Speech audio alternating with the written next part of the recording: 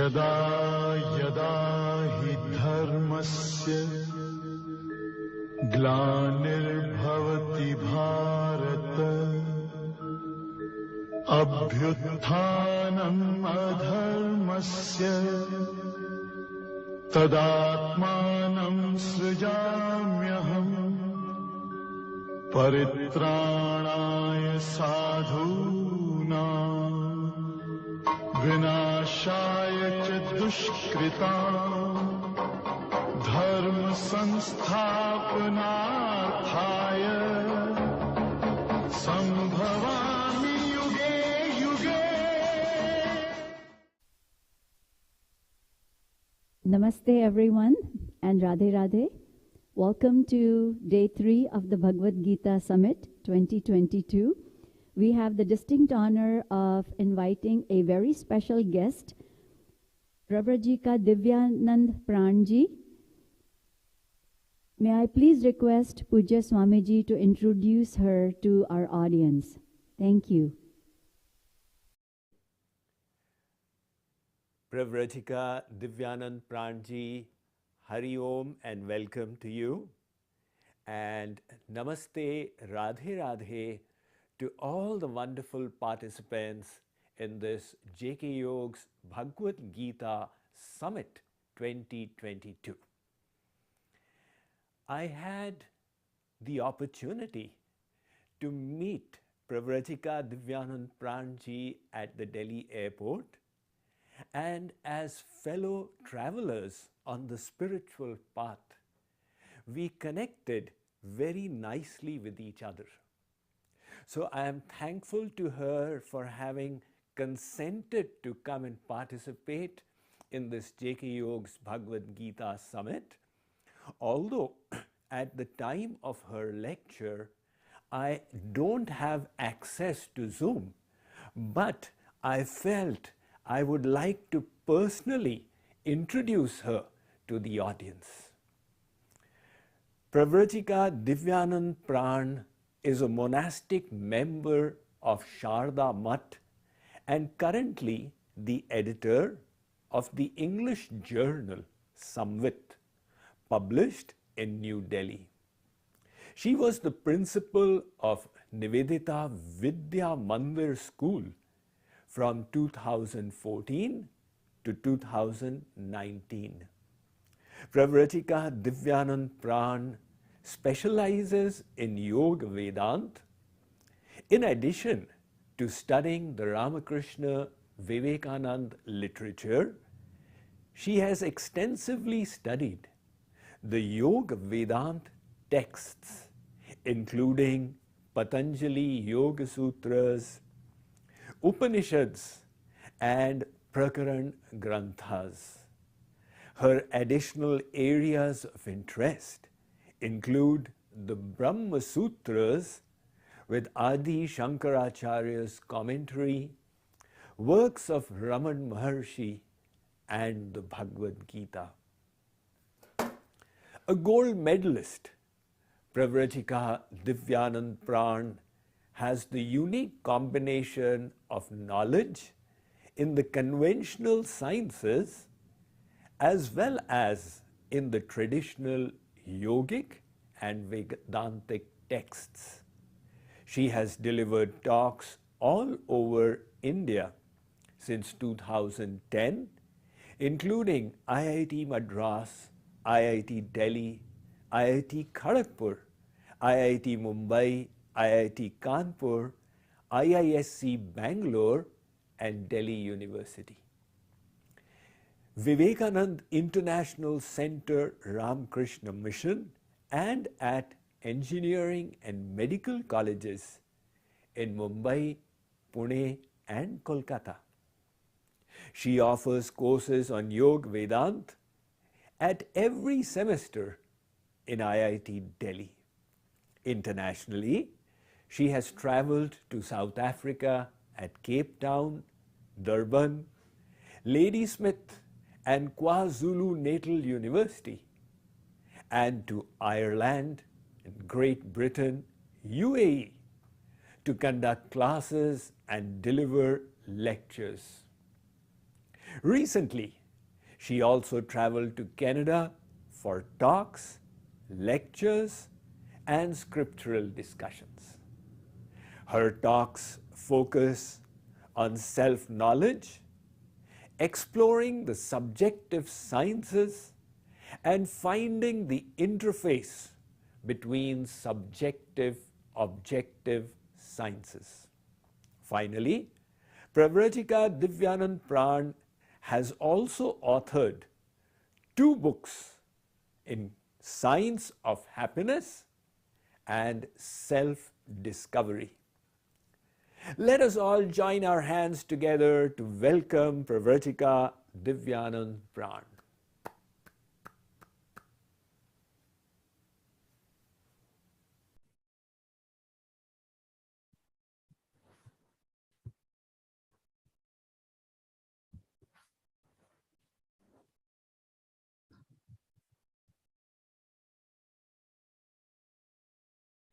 Om Vasudeva Sutam Devam Kamsachanuramardanam Devaki Paramanandam Krishnam Vande Jagadgurum.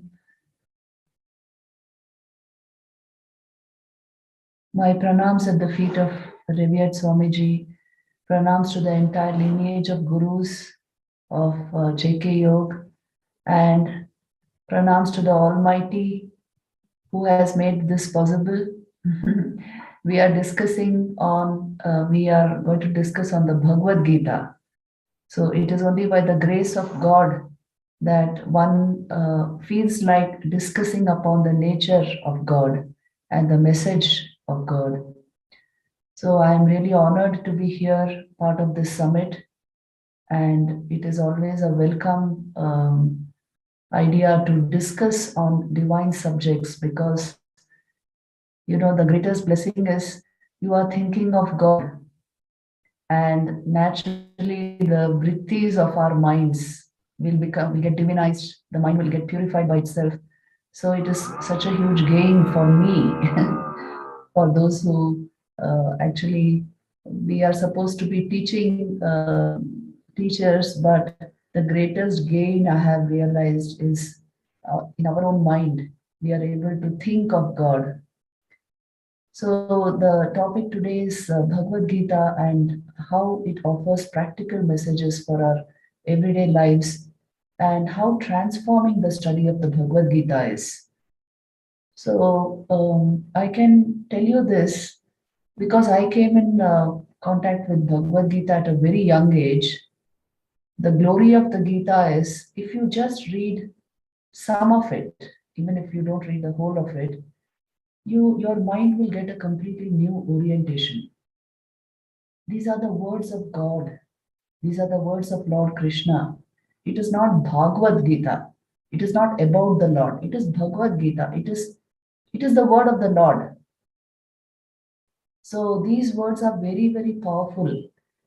I remember I immersed myself in the Bhagavad Gita at the age of 13, when I just turned 13, and somehow that big book on Bhagavad Gita was at home, and I dived deeply into it, and it gave me even at that age, I felt a kind of liberation of mind by reading the Bhagavad Gita. So I was so touched.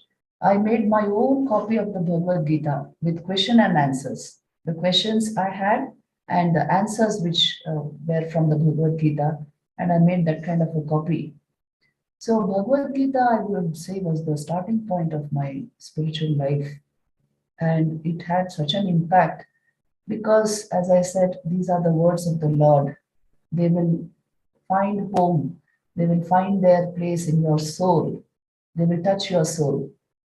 And what is not there in the Bhagavad Gita? See, for any problem, any issue we have practically or otherwise, if it's just a theoretical question, still the Bhagavad Gita provides all the answers. Because the Bhagavad Gita is being addressed to a very accomplished human being, to Arjun. And that is why the Bhagavad Gita has messages to offer to the man of the world who's well accomplished, who has set a goal for himself, and maybe he's faltering, he's confused about a few things.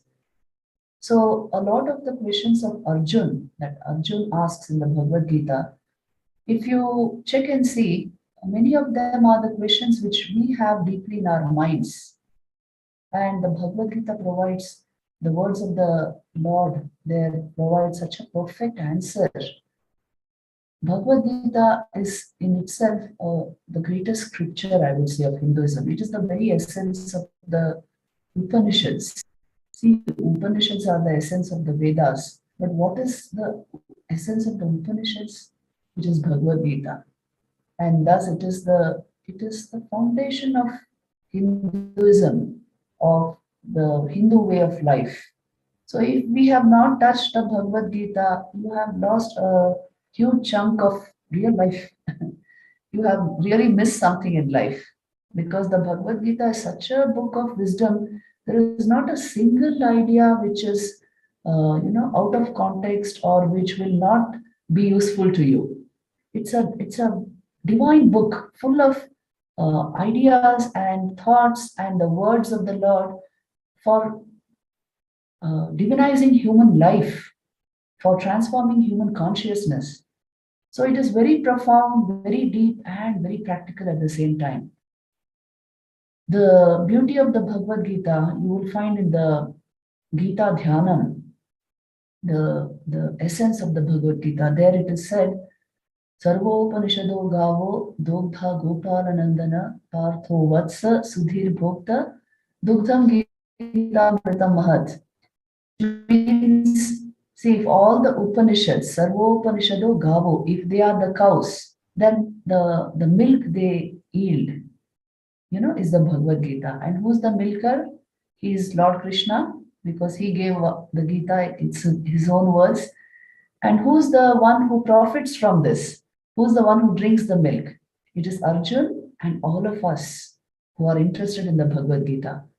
So if you just find interest in the Gita, I can tell you, it will start a process of subtle transformation in your mind. That is the impact of the Gita. It is the best way to instill values. It is the best way to instill sanskars. If we can bring Bhagavad Gita into our homes, that home will become luminous. That intelligence which is focused on the Gita will sparkle, because it is giving you the essential message of the Upanishads in the most simple format, in the form of a conversation. And it is the harmonization of all the yogas that the Bhagavad Gita talks of. This is the tremendous gain you get when you read the Bhagavad Gita. It harmonizes all the yogas. So if we have questions on Karma Yoga, Bhakti Yoga, Jnana Yoga, and Raja Yoga, you will find the answers in the Bhagavad Gita. Everything in one place. And also the practical aspects of the spiritual life, how to control the mind, how to steady the mind, what is the nature of the mind, all of these, which are all deep questions in each one of us. Because nowadays when we are invited to seminars and all these discussions, it's mainly on mind management, emotional intelligence. This is what people are asking for. So you will find one book which has all the answers, and that is the Bhagavad Gita. Really, I can't tell you the impact the Gita has had on me. So I can tell you this, that it will change your life. If you just surrender to the wisdom of the Gita, there is nothing more you will want. And it inundates you with bliss, the bliss of awareness, the bliss of devotion. It inundates you with that. So I really don't have words to describe what we feel about the Bhagavad Gita. Let me start with some of the practical messages in the Bhagavad Gita. See, just now I'm in the Himalayas, actually. I am about 15 kilometers above Nainital, and it's very cold here. But, in this cold and in this silence, I'm studying the Bhagavad Gita. Every day we chant the Bhagavad Gita early in the morning, and chanting for a long time, so many years, I have got it entirely by heart. And the impact it leaves on your mind, such a sattvic impact, just the chanting of the Bhagavad Gita. And if you discuss even a few ideas in the Bhagavad Gita, you will get a kind of a philosophy of life, a philosophy to live by, a different orientation to your life. So all these are the boons which the Bhagavad Gita confers on whoever studies it with devotion, with faith, with Shraddha.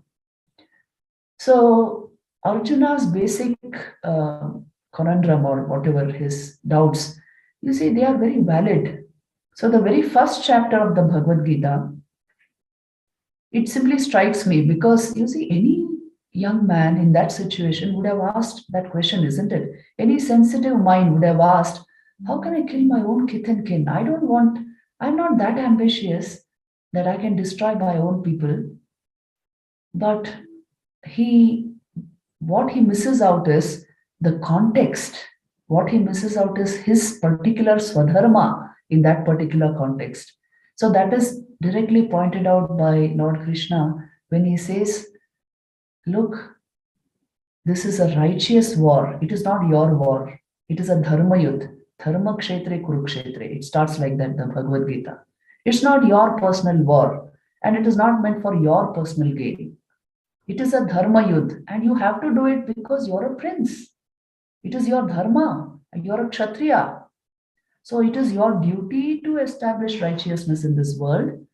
And if it requires fighting a war with your own people in order to accomplish this mission, you must do it. You must do it.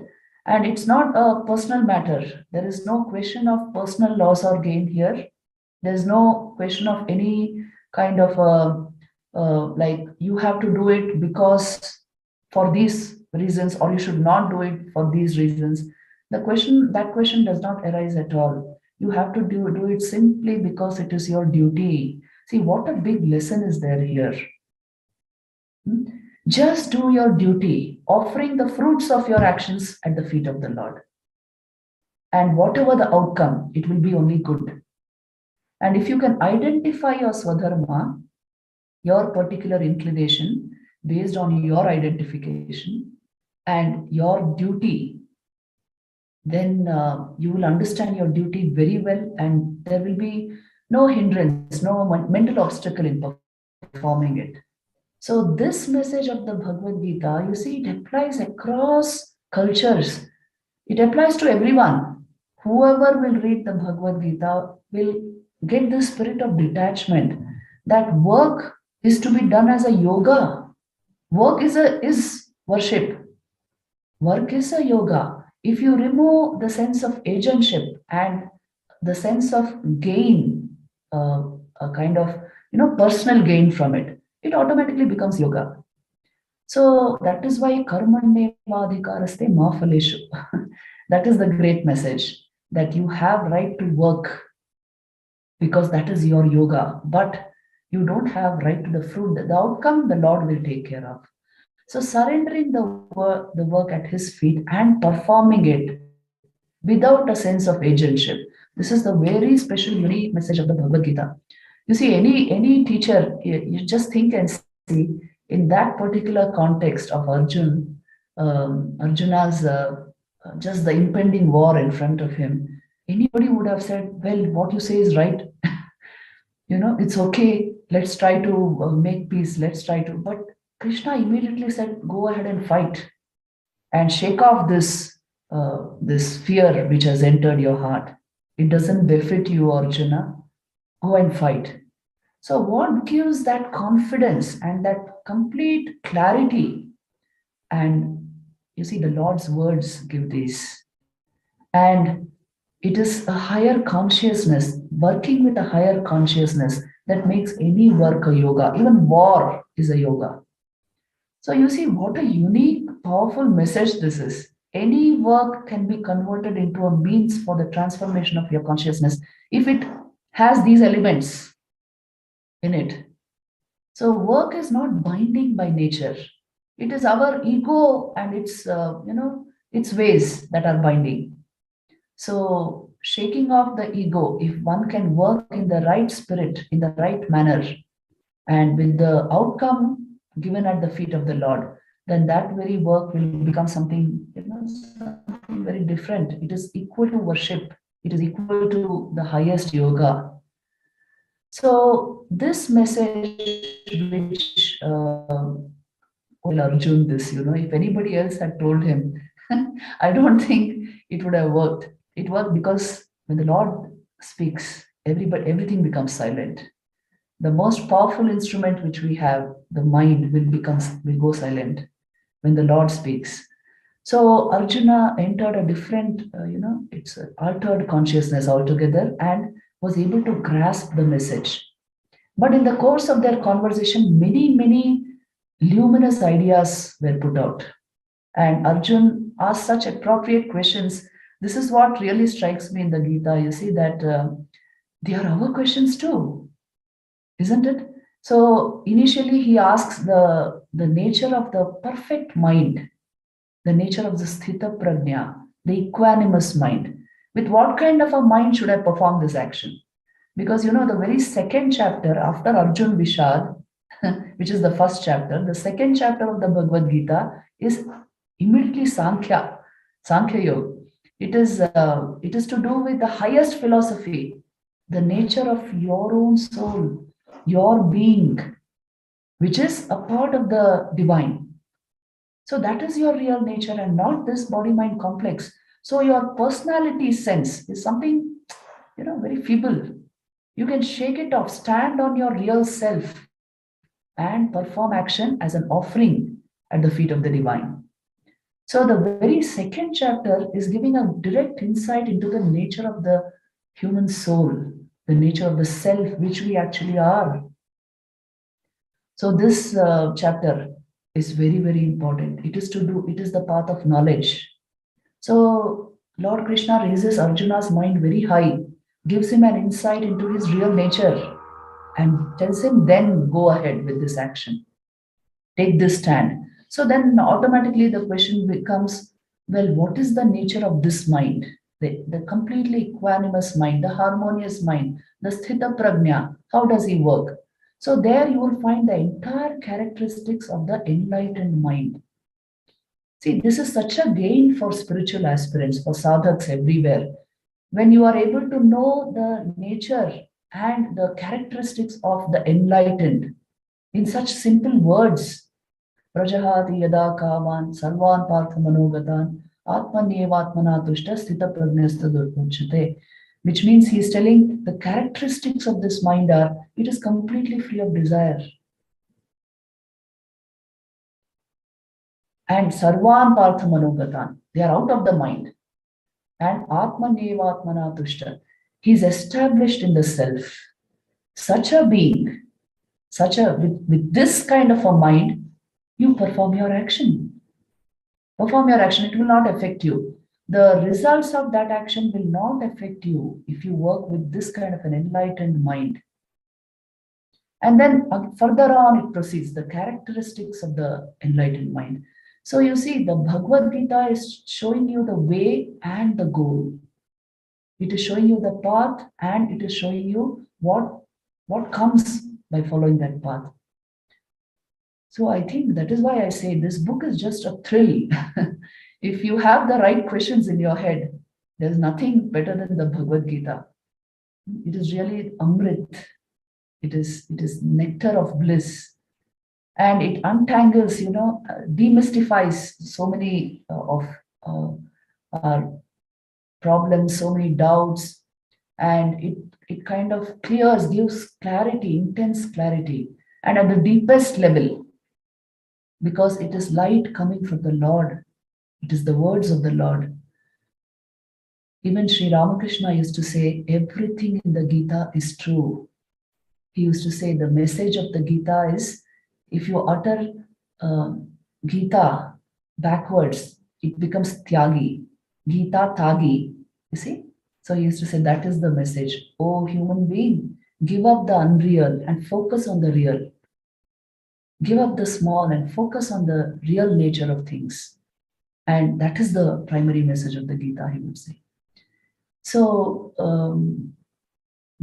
each of these chapters, you see, I can't actually stop praising the Gita, because each of these chapters is so magnificent, and even the order of the chapters. Once Arjun understands how, in what state of mind work is to be performed, immediately comes the third chapter, which is Karma Yoga. So then perform action in the right spirit. After Sankhya Yoga comes Karma Yoga.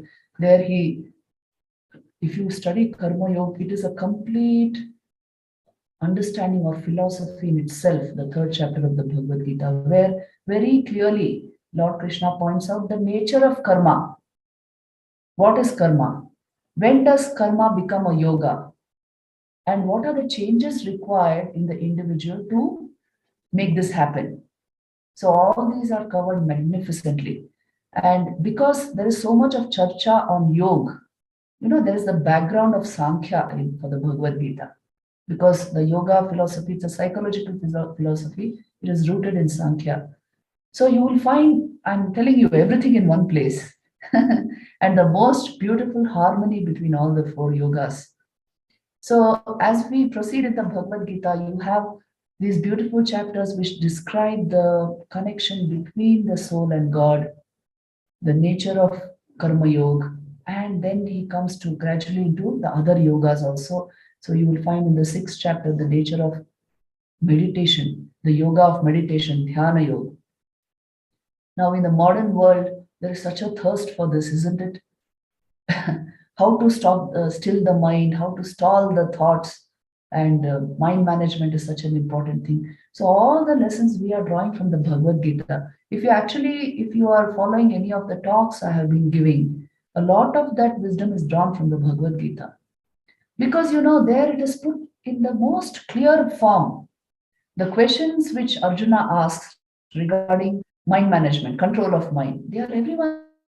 He says, how to control this terrible mind, which is as flirtatious as the wind, constantly changing and constantly restless. How do I change this nature of the mind? Vayo reverse dushkaram, he says. It is like the wind, which you can't control. And then comes the answer that there is a way to control it. Abhyasena tu kaunteya vairagyena chagriyate. You can bring it into your hands through abhyas, practice, and vairagya, inner detachment. You being the self, the mind is always objective to your experience. You get mixed up with it because you have invested identity into it. But in the real nature of things, you are always the observer of the activities of your mind. So the mind, you are detached from the mind. So this inner detachment will help you control the mind, if this inner detachment is there. And in the real nature of things, this is the fact about your mind. It is an object of your perception. Check and see, you can actually watch your thoughts. But we prefer to enjoy our thoughts. We prefer to identify with them. That is the problem. So if you can manufacture this detachment from the activities of your mind, you can control it. So this is vairagya. So abhyasena tu kaunteya vairagyena chagriyate. Through these two methods, abhyas and vairagya, you can control the mind. And then there are so many profound questions about the nature of meditation. So the entire meditative process is described in Dhyana Yoga. This is so useful for spiritual aspirants. Even the nature of the ambience you create is described. How you should sit, where you should sit, and how you should perform the meditation, and how you actually still the senses and the mind in order to be able to meditate. So you see, everything is laid bare before us. If you can draw from this wisdom, I think that is the blessing of the Supreme Lord. And then there are also the very important questions to deal with the mind which is not listening to all this wisdom, the mind which is, you can say, distracted, the mind which is stressful. So, and also the mind which goes into sin, which commits wrong. So there are deep insights on all this also. The entire sequence of how the mind behaves or can behave, and how it can, descend into wrong ways, has been put beautifully in the Bhagavad Gita.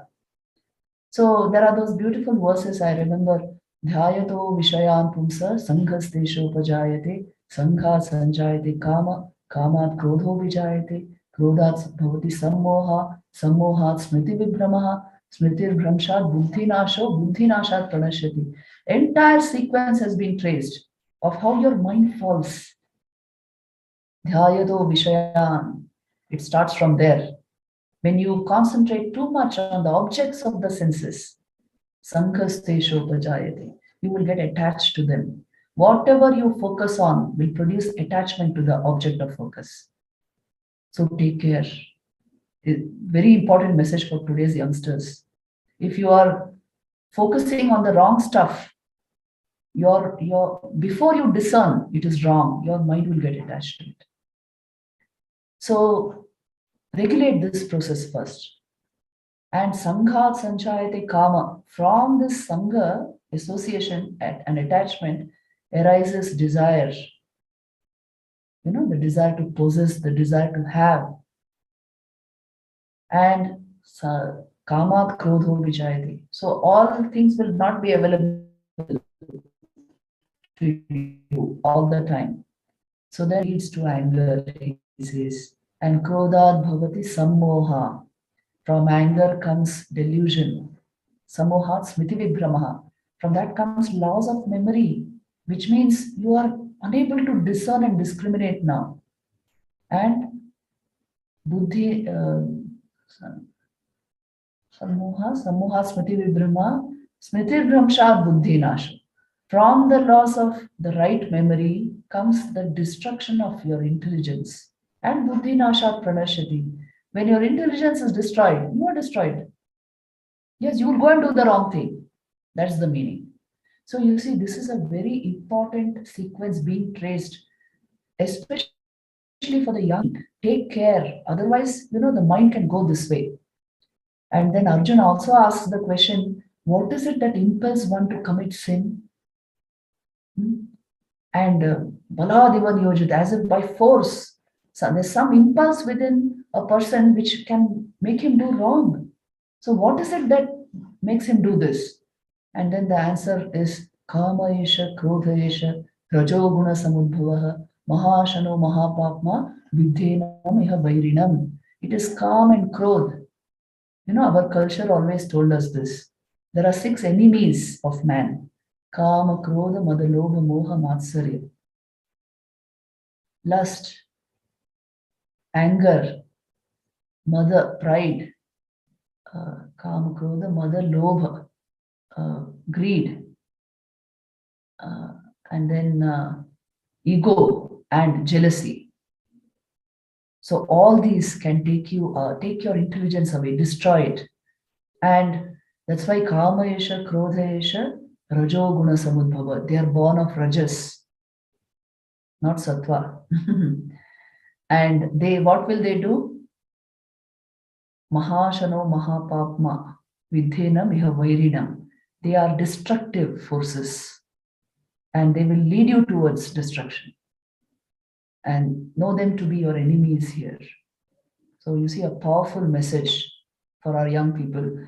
Take care of these things because, if you have to really develop your intelligence and your emotional life, you will require to, in some way, restrict the mind from negative things.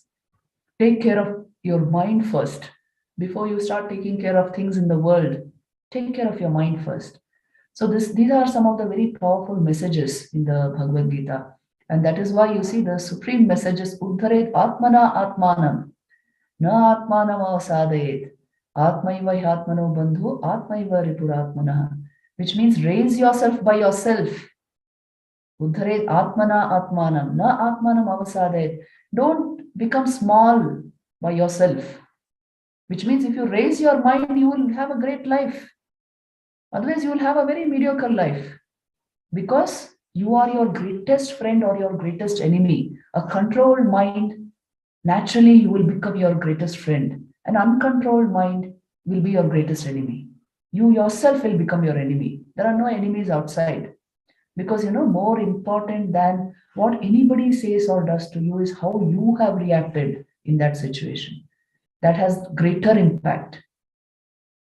So Gita, the Bhagavad Gita is teaching us how to change the ways of our mind, how to make it more sattvic. Further on, there is a huge discussion on the gunas, which is so very useful actually, because this is a very much right out of Sankhya philosophy, you can say. They try to understand everything in terms of these three gunas, sattva, rajas, and tamas, and what are the characteristics of these gunas, and how they affect almost everything in your life. Your thoughts, your emotions, your will, your faith, and your actions, your entire system, depending on what you have cultivated within yourself, whether it is sattva or rajas or tamas. Your entire system will function like that. Your entire thinking, feeling, willing will function like that. So take care of these. This is the message. And how do you take care of this? So how do you develop sattva? That is why the importance of a regulated lifestyle. This is also highlighted in the Gita, that if you are very, very regulated in your habits, what time you sleep, what time you get up, when do you eat, and what, if you're regulated in all this in your lifestyle, you will develop better and better habits, and you will develop sattva gun within you. And if you are very, very unregulated in your habits, then, well, it is difficult. It is difficult to control the mind, because if you don't have a predominance of the sattva guna, the mind can behave very, very rajasic and tamasic. So all these ideas are there in the Bhagavad Gita. Then going further, you have the Daiva Sampad Vibhaga Yoga. That is also so useful.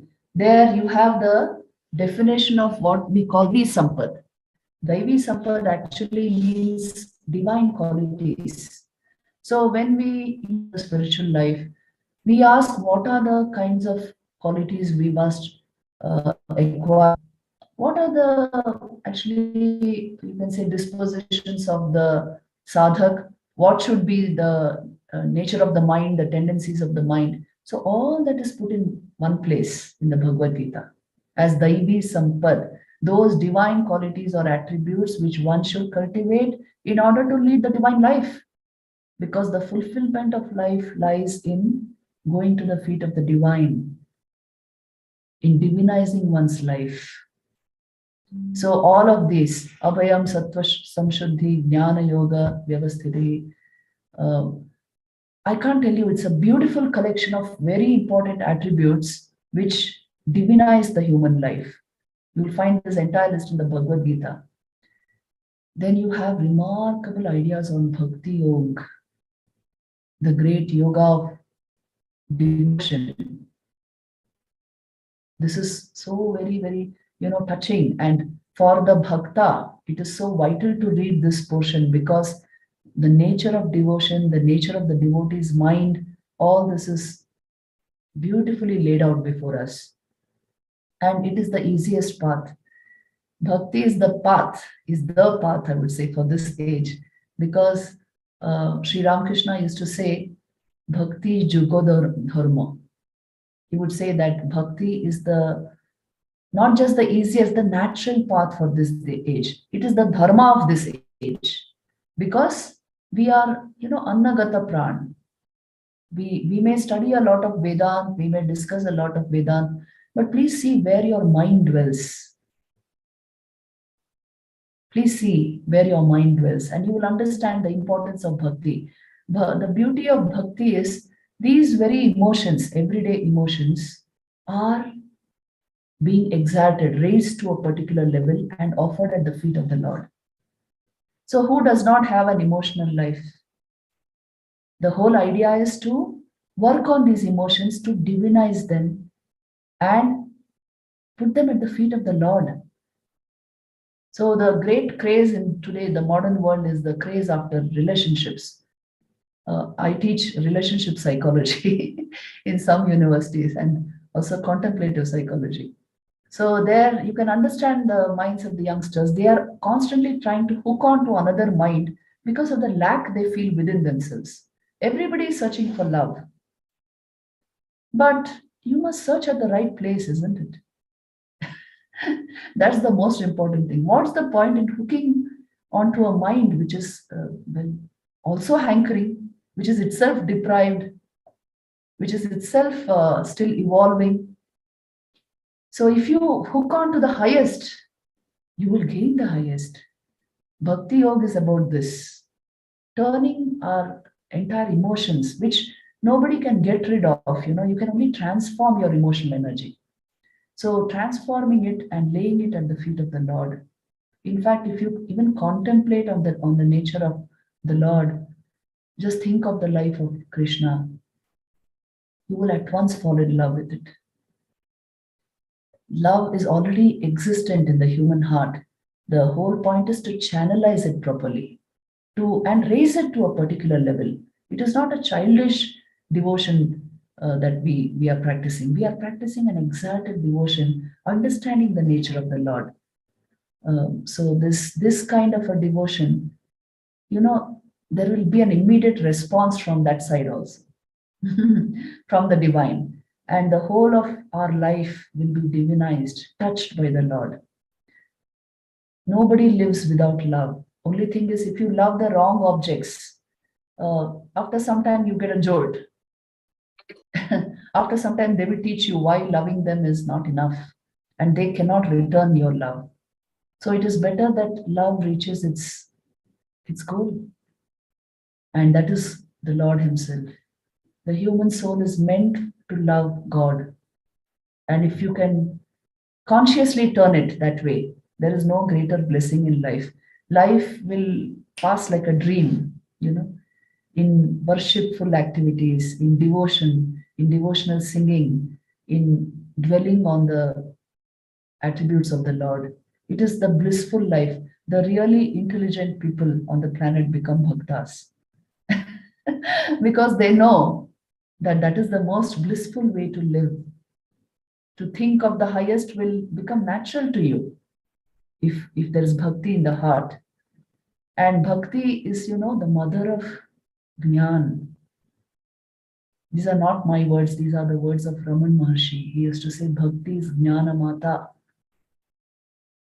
Bhakti is the mother of knowledge. So if there is bhakti in the heart, right knowledge will come automatically.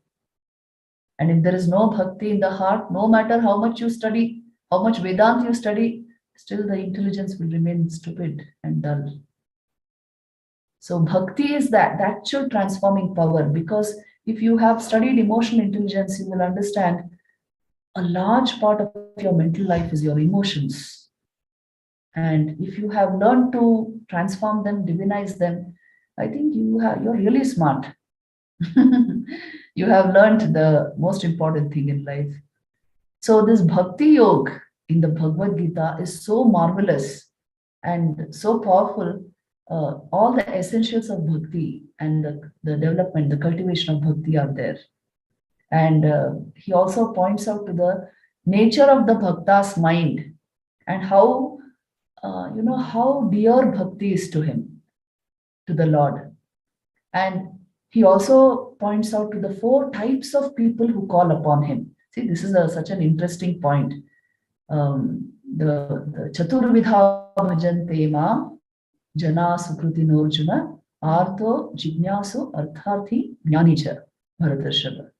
Which means there are 4 types of people, Lord Krishna says, who call upon me. Who are they? First of all, the Artha, the afflicted, the sorrowful. They will call upon the Lord to remove their sorrow. Then there is the Jignasu, the one who wants to know, the inquirer. Then there is the Artharthi, which means one who is desirous of this and that. He will also call upon the Lord. And 4th is the Jnani, the one who has awakened to higher awareness or consciousness, the one who has developed real knowledge. He, of course, gets established in the nature of the Lord. So then Lord Krishna says, Chaturvida bhajante mam, these 4 categories, they worship me. But the dearest to me among these four is the Jnani, because Eka Bhakti Vishishyate. The nature of the Jnani is he has one pointed devotion to me. He is established in my state. He does not move away from me. And that is why he is supremely dear to me. As I am dear to him, he is also dear to me. Tesham Jnani Nityayukta Eka Bhaktir Vishishyate Priyo hi Jnaninotyartham Aham Sacha Mama Priyaha Udara Sarva Evaite Jnani Atmaiva Mematam, he says. Which means all these four categories are good people, but the Jnani is my very self. Why? He is Nitya Yukta. He is united with me in his consciousness. And Eka Bhaktir Vishishyate. He has one pointed devotion to me. See the nature of Bhakti and Jnana, how beautifully it is being described. This is a beautiful summary and harmonization of the yogas I am telling you. Ideas like this you will find only in the Bhagavad Gita. That is why if you don't read any other book also, I request you to please read the Bhagavad Gita. If you don't, if you miss this in your lifetime, you have really missed something. Just dive into these ideas and you will understand how relevant and deep they are to our modern life also. Then you have the other yogas. Karma Yoga is there, Jnana Yoga, Bhakti Yoga, and Dhyana Yoga is there. And then you have discussions on, at one point of time, Arjun is still, when he's still doubtful, Lord Krishna actually gives him his darshan, Vishwarupa darshan. That is also described in the Bhagavad Gita. He switches his consciousness in such a way, he has a vision of the Lord as, the creator, the one who manifests all this, the Lord of manifestation. So the Vishwarupa Darshan Yoga is there, the vision which Arjuna had, but not with these eyes, you develop special eyes, special vision. So the Lord gives him that vision to help him understand that I am doing everything, you don't worry so much. Just do your duty. I have already killed all of them, he shows him. I have already killed the people who are adharmic. You just be the instrument. Nimitta matram bhava sarvya sachin. Just be the instrument. I am doing the task through you. You see, if you are writing a poem, do you give credit to the poem to the pen? No, you give it to the writer, isn't it? So also, he is the writer of our lives and our actions, and we are that pen. The body mind instrument is only that pen writing that poem. It doesn't deserve the credit. It is being used by the writer to write the poem. So this is the message of Vishwarupa Darshan, that I've already done what is required to be done. And he actually shows him, they are all like lying there. And then he says, so nimitta matra bhava, you become the instrument in my hands. It is going to happen through you in this war. And I am using you as an instrument. So be a willing instrument. Don't be a confused instrument. So this beautiful message is there. Then there is Vibhuti Yoga. The Lord describes his own manifestation in everything. Everything glorious in this world is, a reflection of him. What a beautiful idea. Everything that is glorious in this world is nothing but a reflection, a particle of him. So the world is his glory. The world is his glory. This is the beauty of, the Bhagavad Gita. It harmonizes everything. It divinizes everything. There is no struggle and, giving up this or that. You are defining everything. So the Vibhuti Yoga chapter, it gives you that the manifestation of the divine in the best of life, everything superlative in life, it is only the manifestation of the divine. Then you have the Shraddha Traya Vibhag Yoga. I told you the emphasis of Bhagavad Gita is a very practical way of understanding our life, our mental life, our emotions, our thoughts, our faith, our orientation, our attitudes, our actions. So again and again, this comes in a few of the chapters in the Bhagavad Gita. Shraddha Traya Vibhag Yoga is like that. Again, he traces, if you have a sattvic mind, how your Shraddha will be. If you have a Rajasic mind, how it will be. If you have a Tamasic mind, how you will be. How your actions will be as a result. All this is beautifully traced. And then there are, in the Bhagavad Gita actually teaches you not just mind management, but even lessons. The essentials of leadership you will find in the Bhagavad Gita. In fact, I have given a talk on this in IITs, 2 talks on the Bhagavad Gita. One of them is Essence of the Bhagavad Gita, which is focused on the leadership values in the Bhagavad Gita. How important it is for a leader to be in charge of himself first, and to see something more than what others can see. That is why he is the leader. So to develop that side, that vision, you require an inner opening, an inner awakening. And even your personality will become charismatic as a result.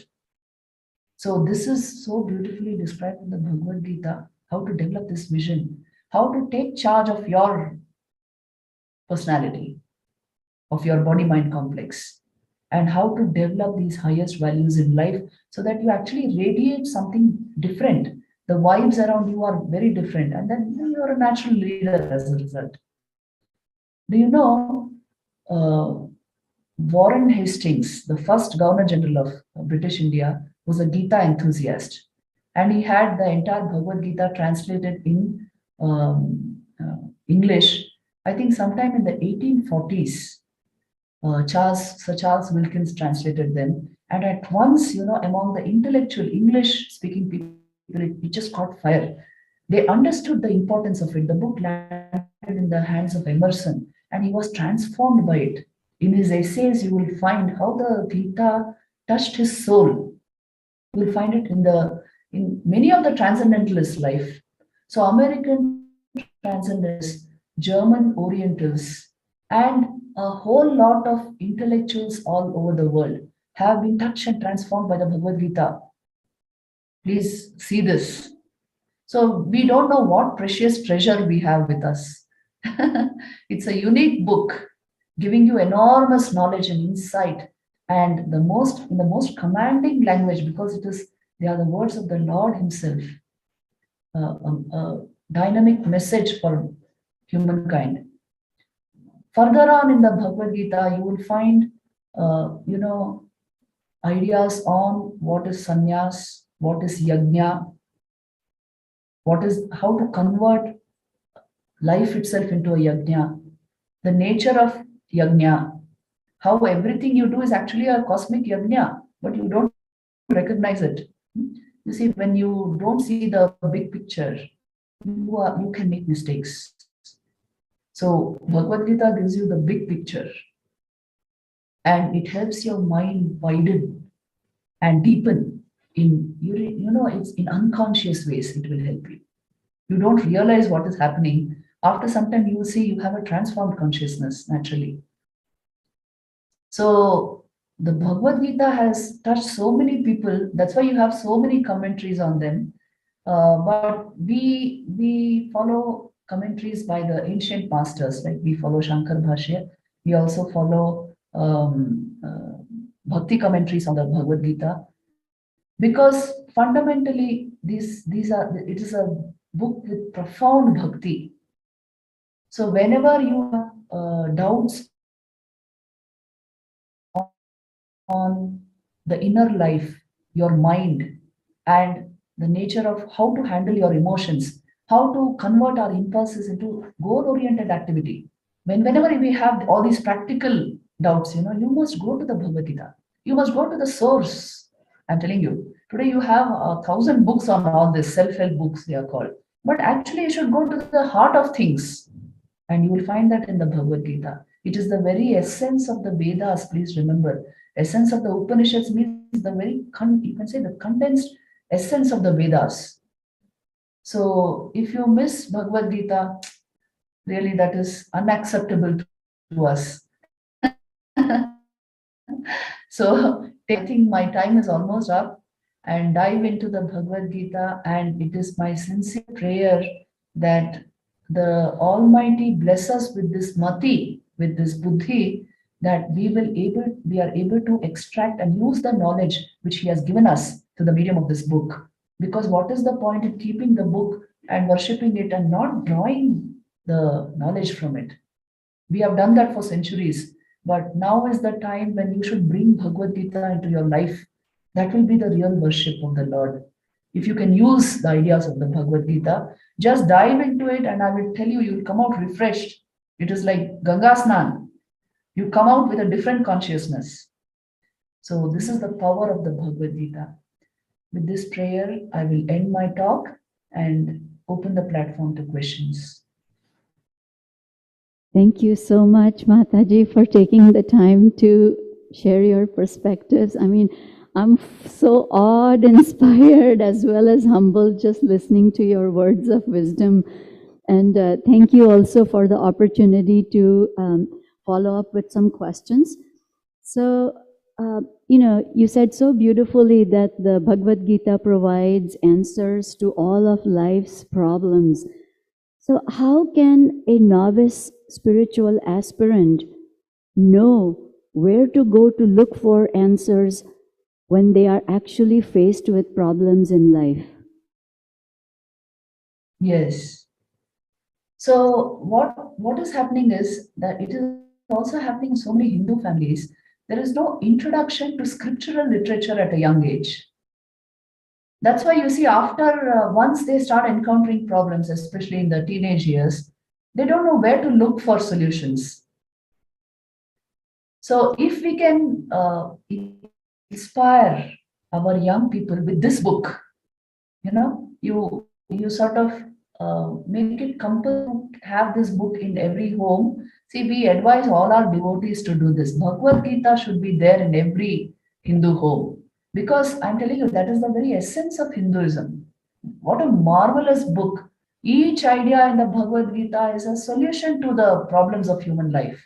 So if you can keep it at home and inspire your young people to, in some take up the ideas. If in many of our devotees, every day they are reading at least 2 verses of the Bhagavad Gita with their children. So something like that, and encouraging the chanting of the Bhagavad Gita through competitions and in such ways. If we can do that, the young mind will get an idea that this is something very valuable. Because values, as you know, they can't be taught, but they can be caught. So the Bhagavad Gita, wherever it is placed, in whichever home it is there, values will naturally pour into that place. So I believe that the young mind has to be exposed to this literature, and they should understand that we consider this sacred for the simple reason it is life transforming in effect, and it is something to be used. So if we can put that idea into young people, I think that in a big way it will help them, because modern life is so stressful and it can hang so heavy on young people that they require some form of orientation. And it sort of gives peace to your heart when you read it. That is the beauty of the Bhagavad Gita. So you naturally overcome your stress and confusion. This always happened to me, whenever I had felt like I was doing too much, I quietly go to the scriptures and just aid in their wisdom. Every day in the morning, at least for half an hour, 45 minutes, I just bathe in this wisdom, and it energizes me like anything. That's the power of these scriptures. Wow. How beautiful. Thank you so much for that. So to follow up, I mean, you just mentioned that in your talk that the Bhagavad Gita had a huge impact on you, especially to increase devotion among all other things. So, like you said, so many people read and chant verses every day, but do not necessarily have the same impact. So how should we approach the study of Bhagavad Gita for a true inner transformation, in your opinion? I would say Bhagavad Gita will influence us, will impact us to the extent we keep our mind open. If you approach the Bhagavad Gita with reverence, with faith, I can assure you it will have its impact on you, because these are the infallible words of the Lord. You're not making a study out of something. It is not a mind created, a human mind has created it. No, these are the words coming from the divine. And each of these ideas are very useful to the human life. So approach the Bhagavad Gita with reverence, approach it with faith, and expose yourself to it on an everyday basis. Not that a weekly reading, a monthly reading, not like that. If you do this, it will train your thought currents in such a way you will start thinking like that this can be the solution to these problems. So this naturally happens because the scriptures are very powerful and they are our best guide. This is said again in the Bhagavad Gita itself. Ye shastra vidimutssrujya vartate karyakaratah na sa siddhimavapnoti na sukham na paramgatim tasmat shastram pramanam te karya vyavasthitam. You must go to the shastra for handling the problems of everyday life. Because what is right, what is wrong, what is good, what is bad, you see, these polarities of life, the scripture is the best guide to help you make your wise, to choose wisely and to make the right choices in your life, to orientate towards, incline towards the positive. So I think it should be made part and parcel of life. Every day, 10-minute exposure to some elevating literature like this. If we can do that, I think it will make a vast change. Yes. Thank you so much. Moving on, I really loved when you said that Sri Krishna told Arjun that this is not your personal war, that this is dharma yudh, so focus on your duty and everything else will go right.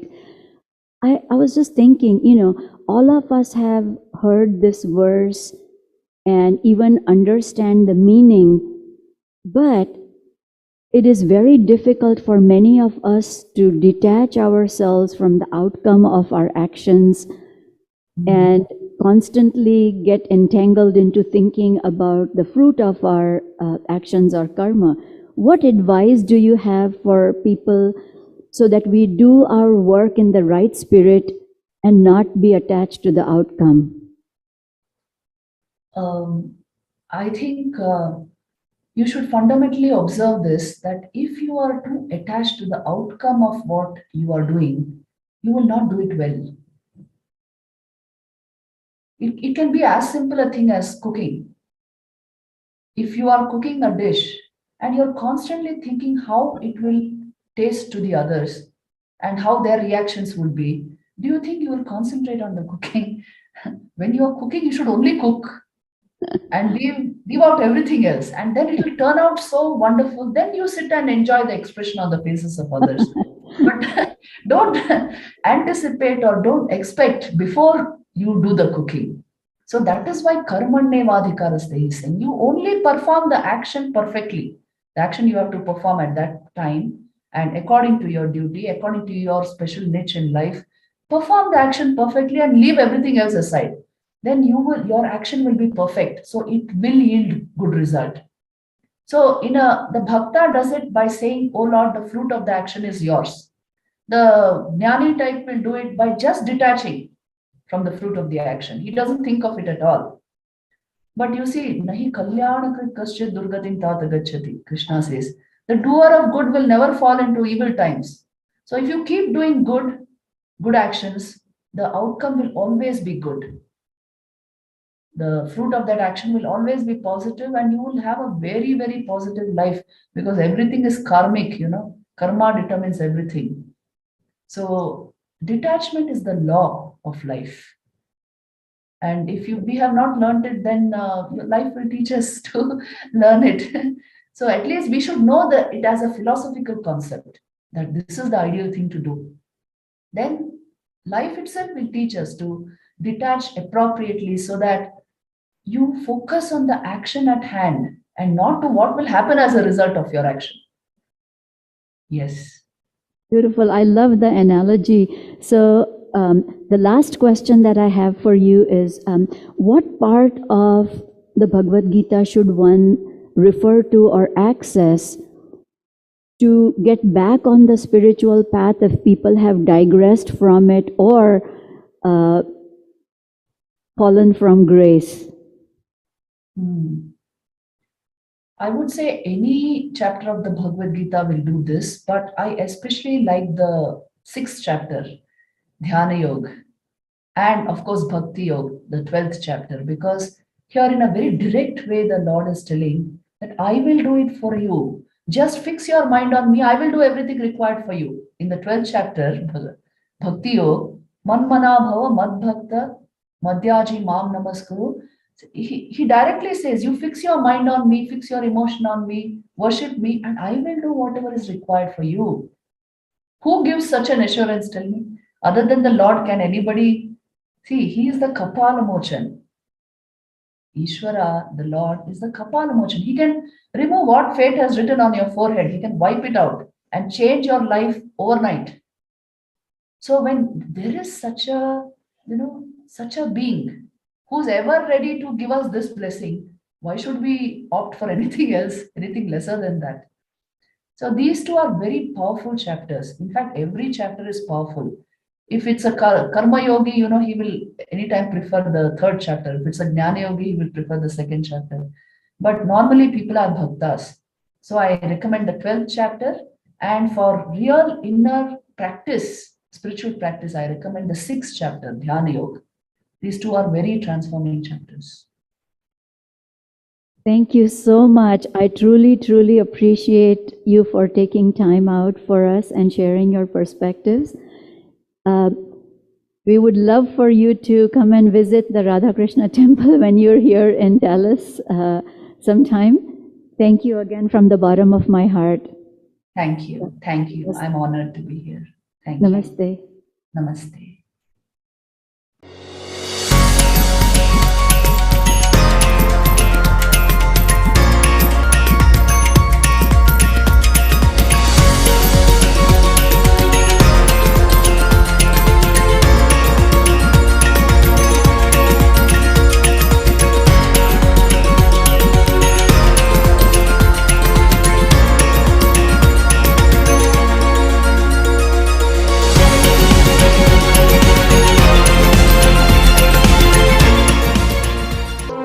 There is one kind of knowledge that aims at providing enlightenment to resolve a problem that we are facing. And there is another kind of enlightenment that strikes at the root of all problems in one go. And the Bhagavad Gita serves as a user's manual on how to lead our life to reach that ultimate goal.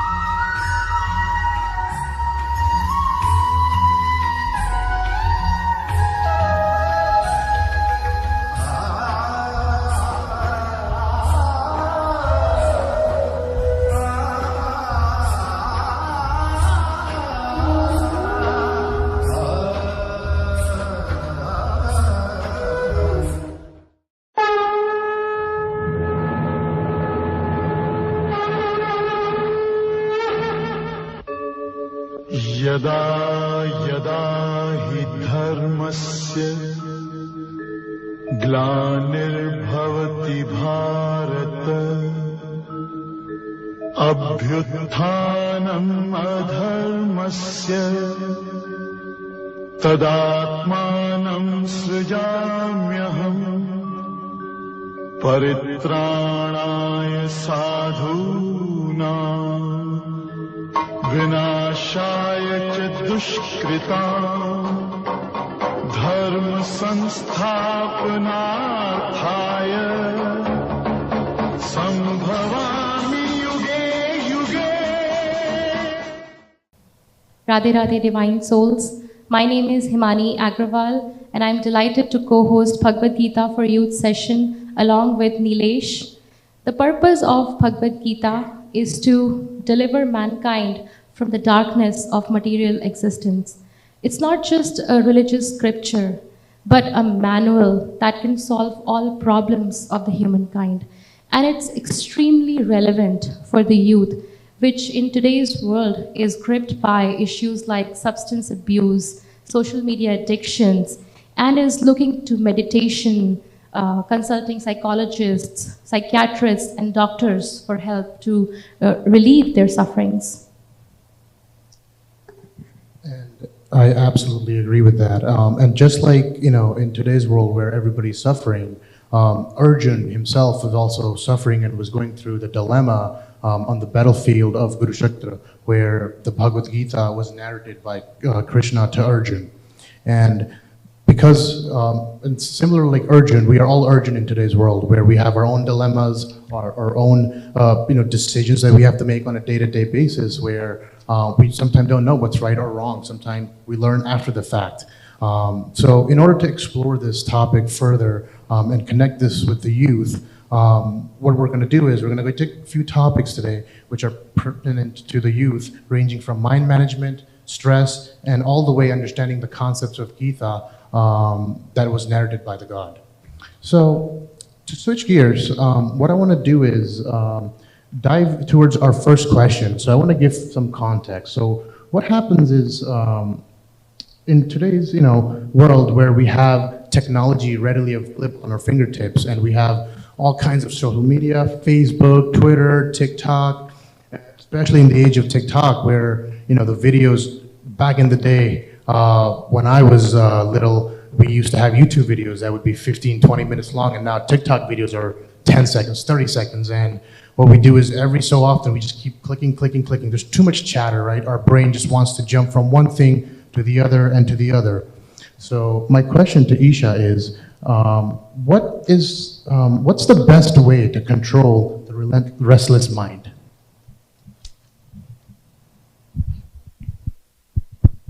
So there are two main ways that Swamiji talks about in the verse 6.35 on how to control the mind. Vairagya, meaning detachment, and abhyas, meaning practice. So we are all aware of the restless and obstinate nature of the mind. And in the Gita, Arjun spoke for us while putting forth the question to Krishna, asking, "The mind is very relentless, turbulent, strong, and obstinate. O Krishna, it appears to me that it is more difficult to control than the wind." Shri Krishna responds with two ways on how to control the mind. First, Vairagya. We observe that the mind runs towards the objects of its attachment, towards the direction that it's been habituated to running in the past. The elimination of this attachment eradicates the unnecessary wanderings of the mind to worldly attachments. Though it may seem alien in common day life, the philosophy of working without attachment to results is not a new kind of activity that we have never heard of before. The second, abhyas, meaning practice. Practice is a consistent and persistent effort to change an old habit or develop a new one. It's a very important word for sadhaks. In all fields of human endeavor, practice is the key that opens the door to mastery and excellence. For example, proficiency in typing, or learning to balance your bike, or practicing your skills every single day at work or school are just some common practical examples that we see in everyday life. Swamiji gives the example of the Olympian Michael Phelps. From age 14 through the Beijing Olympics, he practiced 7 days a week, 365 days, to become a top competitor in his sport of swimming. He figured that by training on Sundays as well, compared to his competitors, that he would have a 50-day increase in training compared to them who only practice for 6 days a week. Through this practice and discipline, he was able to have success in his sport, showing that practice is the key to perfecting the mind. For example, the more we try to bring more positive thoughts into our mind, we develop a positive mindset, and vice versa. The more negatively we think, the more negative our mindset becomes. It's all about practice and discipline that can lead to this success, meaning that practice and attachment are two things that will help us control our mind. Wow, that was a very, very thorough answer, and I like the Michael Phelps story. It's very, very inspiring, and I think we all can take a note from that story. I want to go back to Vairagya you mentioned. I know you defined it, but could you expand on it a little further, just so we can get a better understanding of what that is? Another example that Swamiji gives of Vairagya is of a nurse. A nurse deals with many different types of patients a day, but she does not lament when they get sick, and she does not celebrate when they feel better. This is an example of her simply doing her duty. She is not attached to the outcome or the results. She is just doing it in the service of God, and in that way she is able to live a stress and full of bliss life. Thanks, Aisha. Moving on to the next participant. Anger, frustration, depression, jealousy, and insecurity. All these diseases of the mind are killing us every day. They are taking away our happiness and pushing us into a vicious cycle. And in the midst of all these turbulences, we very frequently ignore our emotions. So let's find out from Adhya, what does Bhagavad Gita has to say about eliminating negative emotions such as anger? Yes, so as you said, one of our mental ailments is anger. Anger is a really big one. So we're always getting angry over really small things or even maybe big things. But how do we stop this? So this can be done by destroying the root of anger. So when we contemplate on the objects of the senses, we develop attachment towards that thing. And the attachment then leads to desire. So an example of this is there was one man and he decided that from work he was really tired. He saw a coffee shop or an ice cream shop and he decided that, you know what, I'm gonna have ice cream, like why not, right? So he went in and he was contemplating so hard, so deeply on that ice cream, and he took that ice cream box and he was so attached to it. And when he got home, he decided to build an appetite before eating and munching on his tasty ice cream. So he went on to the gym, and while he was doing exercise, his wife decided to help him because he had high cholesterol. So she said that, you know what, if you have high cholesterol, I'm going to throw away this ice cream. So she decided to throw away this ice cream. And when the husband got home, he was raging with anger. And why was this? He was so attached to that ice cream box.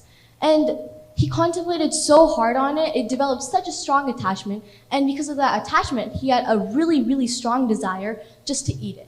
And since his desire wasn't fulfilled, he got really angry.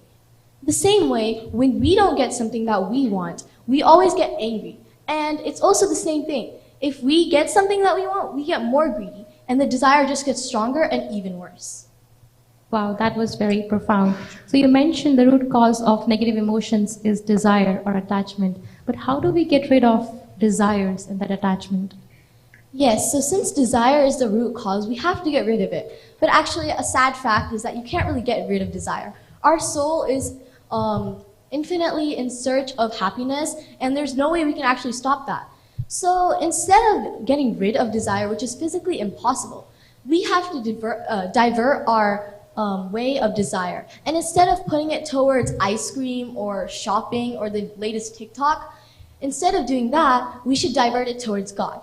We should think of, I'm doing this for God. I'm cooking for God. I'm going shopping for God. I don't know, I'm watching YouTube for God.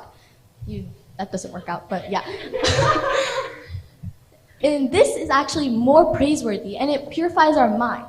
And because of this, we don't get angry then, and we think of God in everything we do. I'm going to school for God. And we won't get angry at someone's bullying me or anything like that. It purifies our mind and makes our mind more clean, attracting the grace of God. Wow, that was a very good answer to the follow-up. Very crisp, with humor, and very concise. The full package. That's very good. So moving forward, my next question, the topic I want to hit is with Hashmita, and basically what happens is if you do a little callback, in today's world, cell phones, we have this habit of taking photographs of ourselves, selfies, etc. And this thought came to me, which is, I was just looking at myself, and I used to be 3 years old, and I looked very much different at age of 3 than I obviously do now. And then I also was looking at myself when I was 20 years old, and yet again I was looking much different. And I got into this, dilemma. I was like, which one is truly me? Was it me, the 3-year-old me is me, or is it the 15-year-old is me? Because even science today says every year we change about 98% of ourselves. So with this constant change, who are we? So it's none of them. You are the soul. Our body is constantly changing, and as you said, it is scientifically proven that our body cells change, and 98% of them change every year. Us humans think that we are the body and not the soul, and even though some people know that they're not the body and it's just a material puppet that God uses, we always think that we do everything for our body. Like, we can dress up for our body, we can put on makeup for our face, but truly you are the soul, and you can't do anything to it because your soul is a part of God. So Sri Krishna says in the Bhagavad Gita, verse 2.13, that there are 4 dimensions to a human body: the gross body, the subtle body, and the casual body, as well as the soul. But the soul is the only one that is permanent, and it does not change at all, while the other 3 are consistently changing. So the reason why it's important to remember you are the soul, because your soul is what makes up your true path and the way of your life. So if you know that your soul wants to get to God, then you have to make sure that you remember you are the soul so you can go to God. That's amazing. And I recently learned that we don't have a soul. We are a soul with a human experience, and that was really profound. I would like to ask you, how has this realization that we are a soul helped you in your personal life? Can you share some personal experiences? Yeah, so when I was younger, I studied in India, and then when I first moved to the United States, people used to bully me because I was a lot darker, my skin color. I used to eat Indian food every day, so people used to push my food or push me off the swings. And I would always be upset. I would always come home and I'd cry. I'd always tell my mom I don't have any friends, and I'd always be angry, and I would always be sad. Then the only thing I would do was play with my parents or just be all alone.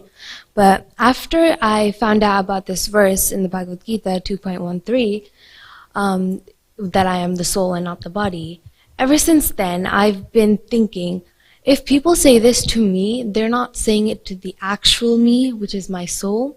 They're only saying it to this materialistic body. And every time after that, whenever someone bullied me, or they would say that I'm eating gross food or I look very weird and ugly, I would always think they're not telling that to me. They're telling that to this body they're seeing, and they don't see the true me. So I would always think back, and whenever I'd look at these experiences of being bullied, I would always think, if I knew this before, I wouldn't have suffered that much. So this is very, very helpful for those who go through very bad experiences in school. Thanks, Hasmita, for sharing this very touching personal story. Now moving on to the next question. The young generation tends to focus a lot on the results and not too much on the effort that goes into it. In Gita, we use a term called Nishkarm Karma. It means do your duty, do your deeds without caring about the results. The idea is not to be aware of the goals and not to have goals, but to focus more on the actual work, on the actual effort, and not focus too much on the outcome. And individuals who give up on things are mostly the people who don't see immediate results, and that leads to unproductive occurrences. Therefore, to bring the best in you, you need to act like a true karma yogi. So I would like to ask Sohana, what causes stress and how to become stress-free? Chapter 2, verse 47. This particular verse, Lord Krishna teaches Arjuna to do our karmas, but do not expect results. Give up concerns for the results and instead focus solely on doing a good job. The reason for this is that Lord Krishna knows results are never in our hands. Therefore, since the results are beyond our control and they do not align with our expectations, we inevitably drown ourselves in a sea of stress and anxiety. He wants us to understand we are not the doers. Sri Krishna is. We can only do karmas. Once we understand this, life will be stress-free. I have experienced this and lived this phenomena firsthand. It was in March of this year when I was competing for a science project at the state level. The stakes were high since I had already mastered the regional contest. When I arrived at Texas A&M, it was a rude awakening to see an ocean of kids with projects that seemed out of this world. At first, it was extremely disheartening. To make matters worse, the day before the final presentation, something terribly went wrong with my circuit board. I, along with my mom and dad, must have made 1 million trips to the local Best Buy to buy new parts and reconstruct my board. All the while, I kept telling myself that I will do the best I can do and leave the rest to God, since He is the doer and I am the enabler. I owe this trait to my parents and Guruji, who were instrumental in bringing Bhagavad Gita and its value into my life. In addition, I was truly happy for the kids who came with so many brilliant ideas and designs. Long story short, I was just very pleased that I had exhausted all my efforts and left no stones unturned. At the conclusion, there I was, sitting among all the contestants and truly happy for everybody who was there. Then, all of a sudden, I couldn't believe my ears when they announced my name, that I had come in 3rd place in my division. It was such a sweet feeling. It was sweet because I didn't let myself suffer through the waiting period. Instead, I was very happy and proud of everyone. Had I been expecting to win it, I would have been agonizing through the entire process. Worse yet, had I been expecting it and not won it, I would have been the most miserable human being on the face of this earth. I truly believe that this reason this victory was that much sweeter is because I didn't expect anything. I just put my best efforts and left everything else to God. If my story was a jigsaw puzzle, then the most important piece of the puzzle would be what our beloved Swamiji came up with, namely the acronym NATO, not attached to outcomes. Now, let's all try and make this verse a part of every moment of our life, with the grace of our beloved Guruji and Radharani. Wow, that's what a profound thought, which is, give your best effort and don't worry about the end result, because God is, looking over us, and Krishna will do what's in our best interest. I want to go to your science fair story that you mentioned. I want to go a layer deeper. You mentioned about persevering through obstacles. What was the obstacle that you faced, and how did you get through it? So like I mentioned, my obstacle was my circuit board not working anymore. And I think I was able to get through it because I believe in hard work and the learnings because of what I've been taught at home through the Bhagavad Gita and Swamiji's lectures. And when your mind goes through anxiety, you use your intellect, which comes from scriptures and verses. That is the true knowledge. For myself specifically, I reminded myself that it all says that you can do hard work and don't expect anything out of it. Wow, okay, very good. It's glad to see all the youth with so much profound philosophical knowledge, and they're actually applying it and not just, reading it and then letting it slide through, getting it through one ear and letting it slide through the other. Very impressive. I'm impressed. So transitioning to our next topic, which I'm sure everybody wants to know the answer to, is it's this concept. So what usually happens is in today's world, and I hear this from, and I may be guilty of this as well, so I hear from my adults, which is today's generation, or even the coming generation, has this sense of entitlement where they want things just given to them or handed to them, and that they shouldn't have to work in order to get things, or shouldn't have to face hardships.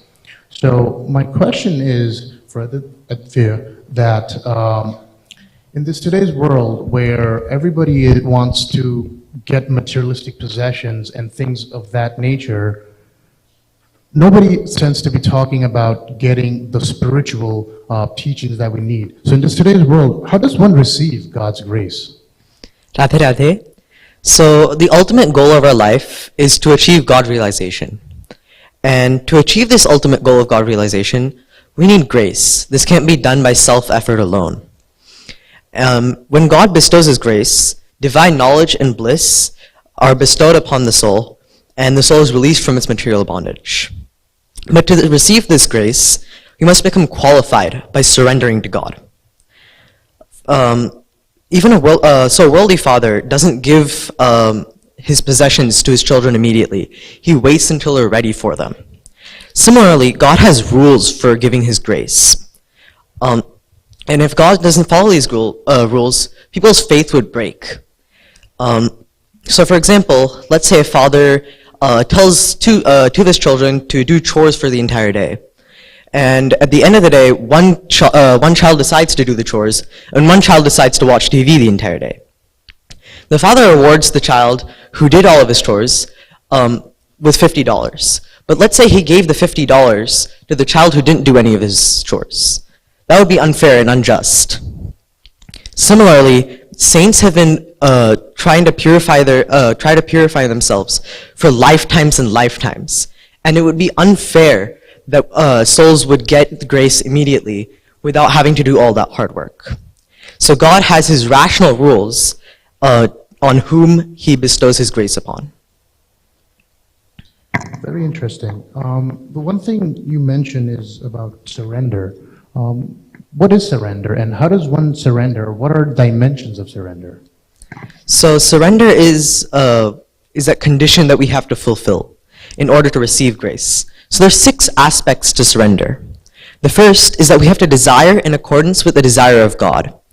Just like a dry leaf in autumn is surrendered to the wind and it moves in whatever direction the wind blows in, we have to be happy in the happiness of God. The second aspect of surrender is that we cannot desire against the desire of God. We get luxuries and material wealth and don't show gratitude towards God, but when we get suffering, we complain to God. Instead, we must not complain to God about what He gives us. The third aspect of surrender is that we have to have firm faith that God is protecting us. There are thousands of ants in your garden, and do any of them starve? No, because God is providing for them. Similarly, we have to have faith that God will provide for us and protect us.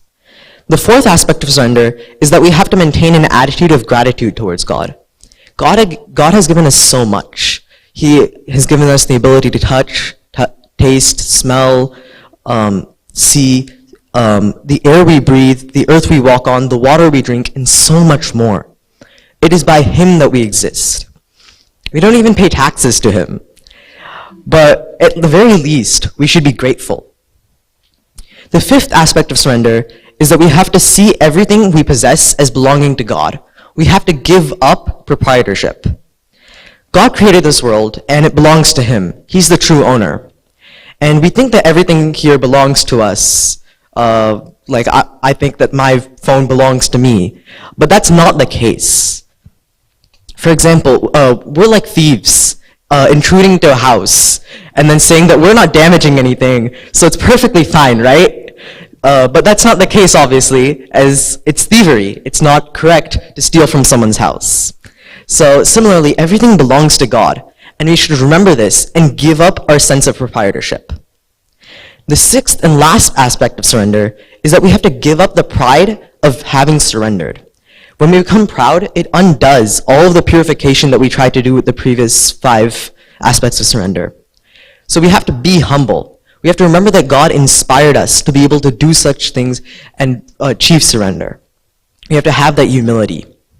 If we can fulfill these 6 points, we will become qualified for grace and God will bestow His grace upon us, liberating us from Maya. Wow, thank you, Advay, for this wonderful and detailed information on surrender and God's grace. Let's move on to Javel. Avatar is a concept in Hinduism that means descent. It signifies the material appearance or incarnation of a powerful deity or goddess on earth. Why does God take an avatar? Radha Radha everybody, thank you for the opportunity to participate in the Bhagavad Gita Summit. And let me start from the beginning. So Dharma is the prescribed actions that commit to the religious and the spiritual extension of the civilized world. So in simpler words, we can say that this is the richest of, or the purpose of why the object or the idea is there. For example, the dharma of a fire is to give off heat and light and to people in need. As being a human being, our dharma is to respect our elders and also to be completing our responsibilities. So on the other hand, we have adharma, which is a complete opposite. Adharma refers to evil and like cursed objects and stuff. And the adharma's main purpose is to be like unnecessarily cruel to weakened forms of life, such as like really rich. He is really saying bad things to a beggar, and he's saying that like you're wasting your time at my house and stuff like that. So. But the main thing of Dharma is that we are all ultimately spirit souls whose main job is to be loving servants of God. So if we are not servants of God, we're not completing our responsibilities, which is against the Dharma. So now we can I can talk about how Dharma relates to the avatar of a God. So whenever Dharma is when adharma occurs, and Dharma is not there at the right place, then God comes and He fixes everything. He can do that in multiple ways. Like there are 4 ways that He can do that. And there's actually a very famous quote in the Srimad Bhagavatam that says that nobody can count the infinite avatars of God since the beginning of eternity.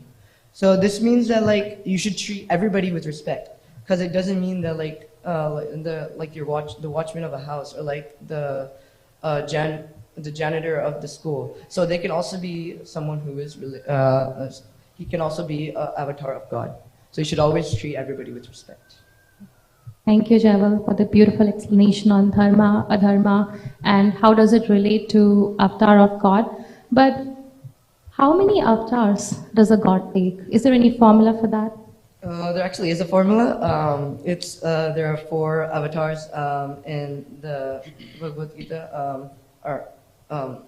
It's in the avatars of God, and the first one is called Aveshwatar. This is the one that I suggested previously. It is when a God, he puts some of his or all of its powers in a divine or soul, and then he acts upon that person.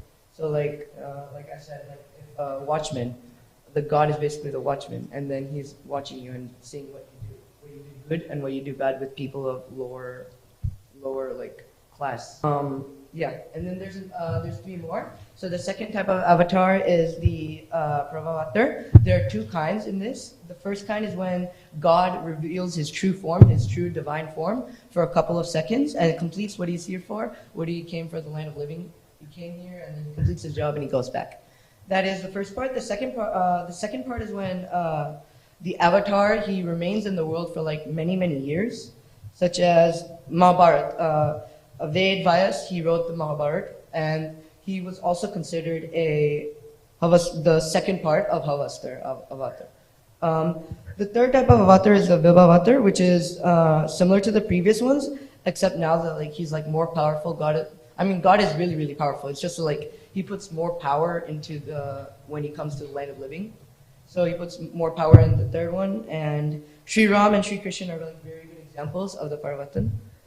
And the last one is also wait, did I say the last one? Yeah, I did. I just actually wanted to share a quick story.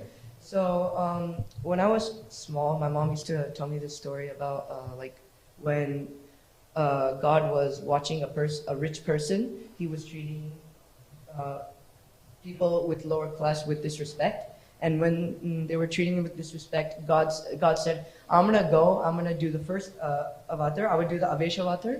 I would come to the land of living, and I would see that, what is wrong with this guy? Why is he treating him like that?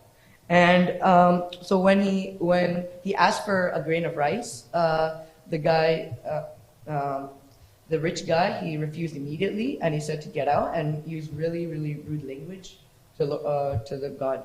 So after this happens, Lord Shiva reveals his true form, and then he destroys his crops forever.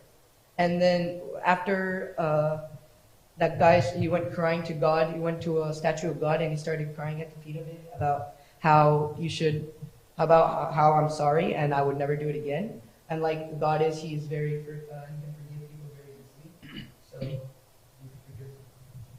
Wow, thank you, Jaival, for enlightening us with the various avatars of God and sharing this beautiful story. Now let's move on to Rohan.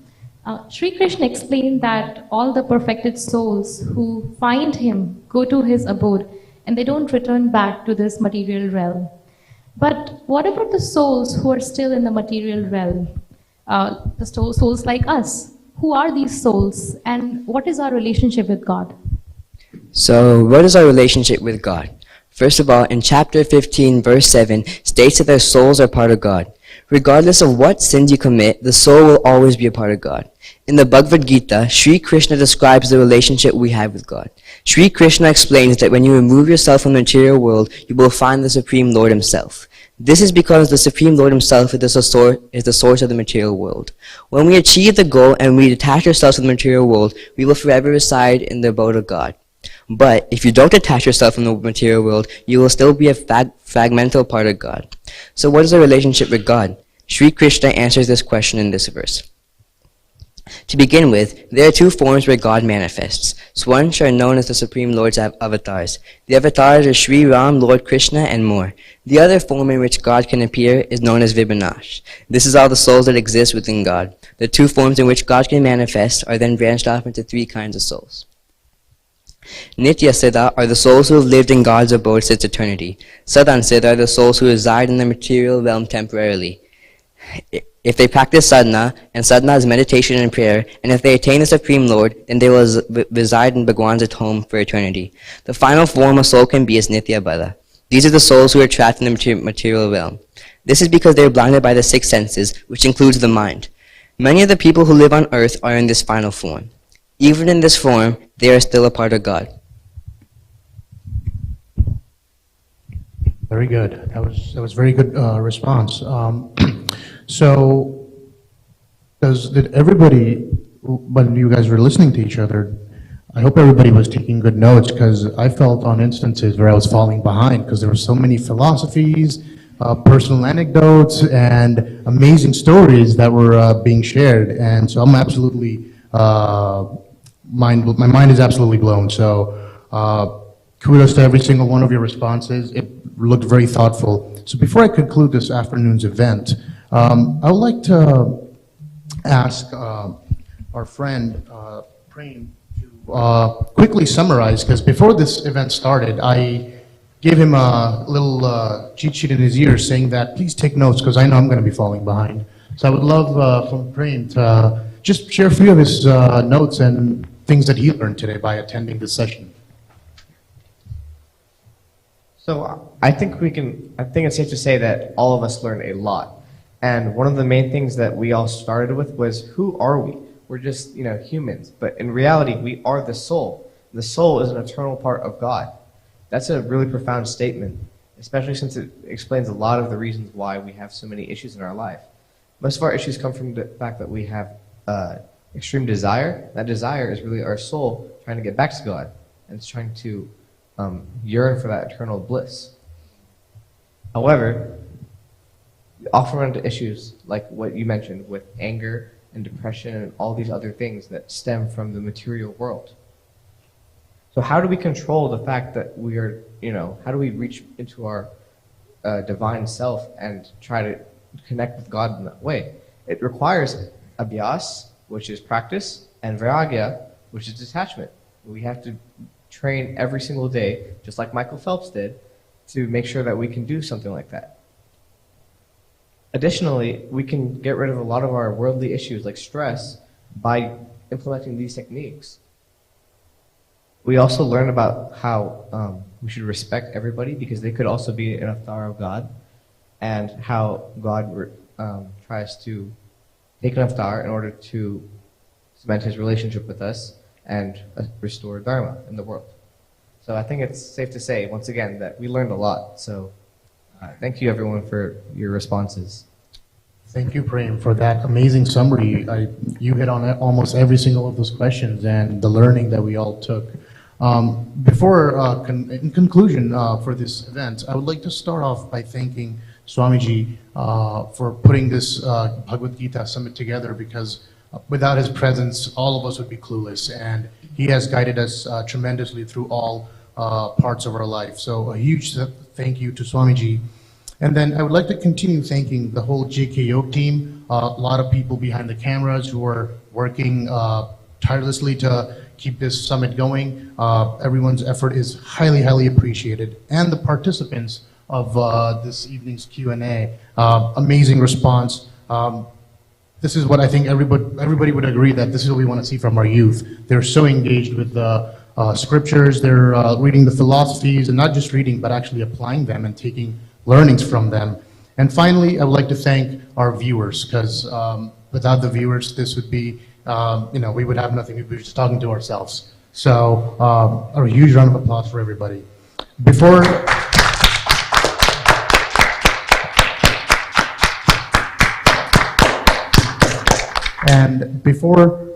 just one final announcement before calling it off for this afternoon, I would like to invite everybody to join us in the evening at 4 p.m. for the remainder of the program, as this wraps up this morning's segment of Day 3 of the Bhagavad Gita Summit. Thank you, everyone.